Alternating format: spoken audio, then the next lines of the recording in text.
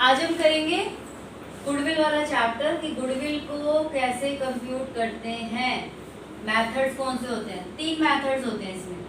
सबसे पहला आपका मेथड होता है average method, average profit method, ठीक है।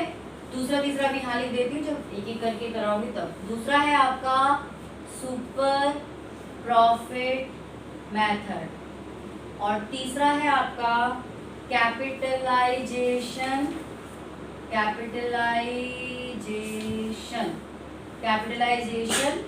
मेथड। फिर कैपिटलाइजेशन मेथड के 2 पार्ट होते हैं, capitalization by average profit method और capitalization by super profit method, ठीक है। इस तरह से हमें गुडविल को फाइंड आउट करना है। तो सबसे पहले चलते हैं एवरेज प्रॉफिट मेथड से। एवरेज प्रॉफिट में भी 2 टाइप होता है, एक होता है सिंपल एवरेज मेथड, एक होता है वेटेड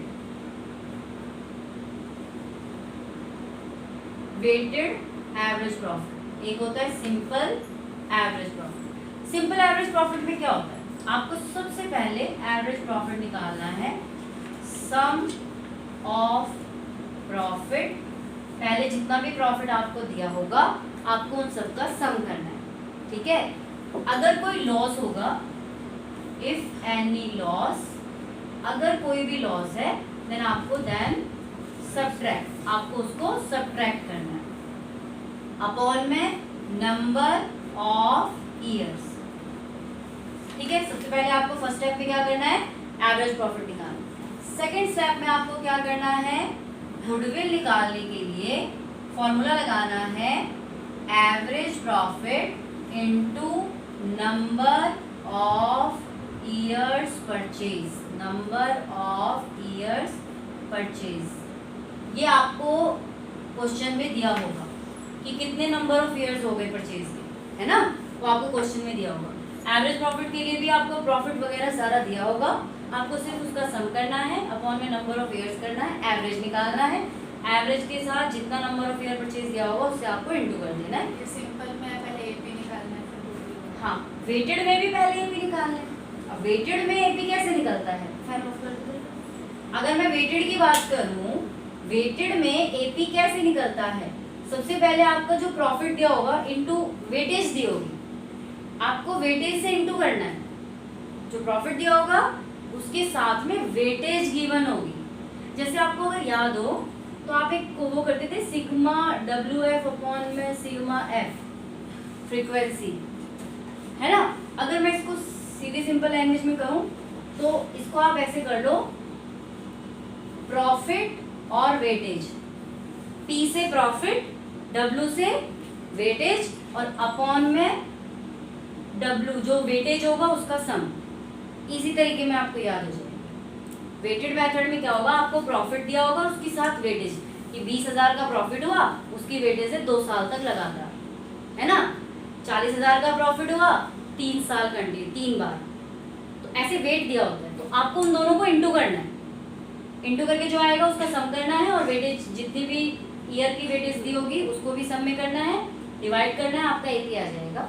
गुडविल निकालने के लिए सेम यही करेंगे, AP into number of year purchase, ठीक है, सिंपल सा है। अब बात आती है सुपर प्रॉफिट मेथड की। ये तो पहला था एवरेज प्रॉफिट मेथड। अब आती है नंबर 2 पे super profit method. Super profit method में ही गुडविल निकालने के लिए हमारा फॉर्मूला होता है super profit into number of years purchase. अब ये सुपर प्रॉफिट कैसे निकलता है? सुपर प्रॉफिट निकलता है average profit minus normal profit. Average profit निकालना तो सीख गए दोनों मेथड से, average profit.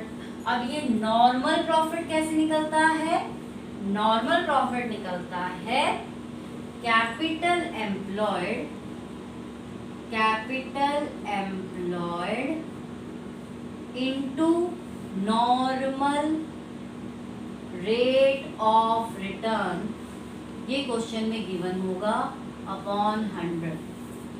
Normal rate of return का मतलब है कि आपको डिविडेंड कितने रिटर्न्स में मिल रहे हैं, इन्वेस्टमेंट अगर आपने किया तो।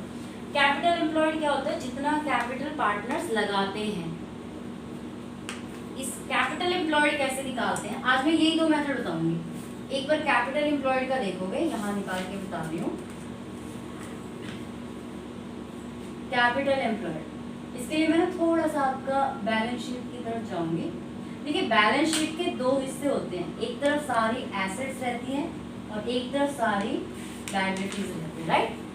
10th क्लास में आपने वो 11th क्लास में से किया था। एसेट्स में दो टाइप होती है, एक तो आपकी होती है करंट एसेट्स और एक आपकी होती है नॉन करंट एसेट्स। दो ही चीजें होती है ना, एक तो करंट एसेट्स होती हैं cash, bank, debtor, stock, prepaid, और एक नॉन करंट एसेट्स होती है प्लांट, बिल्डिंग, मशीनरी, ये सारी चीजें। लायबिलिटी में तीन चीजें होती हैं, एक होता है आपका शेयर इक्विटी। इक्विटी मतलब जितनी कैपिटल वो लगाते हैं, ठीक है, plus current liability plus non current liability. अब इस इक्विटी में क्या क्या आता है, share holders fund, share holder fund, यानी कि जितनी वो शेयर कैपिटल उनकी लगी होती है, जैसे जब बिजनेस में आए तो कैपिटल लगाई होगी ना, तो वो उनकी कैपिटल। और इसमें रिजर्व एंड सरप्लस प्लस होता है। शेयर होल्डर्स फंड में क्या क्या आता है, इसके अंदर आता है share capital plus reserve and surplus, reserve and surplus, non current assets, ठीक है। अब आगे जब क्वेश्चंस आएंगे ना, आपको टोटल, अब आपको ये भी पता है कि लास्ट में टोटल एसेट्स और टोटल लायबिलिटी बराबर होती है, बराबर होती है ना। अगर आपको टोटल एसेट्स दे दिया और करंट लायबिलिटी और नॉन करंट लायबिलिटी भी दे दिया, तो आप इसमें से इन दोनों को माइनस करोगे तो आपका कैपिटल एम्प्लॉयड आ जाएगा। कैपिटल एम्प्लॉयड हम दो तीन तरीकों से निकाल सकते हैं। टोटल एसेट्स किसके बराबर है, टोटल लायबिलिटी के।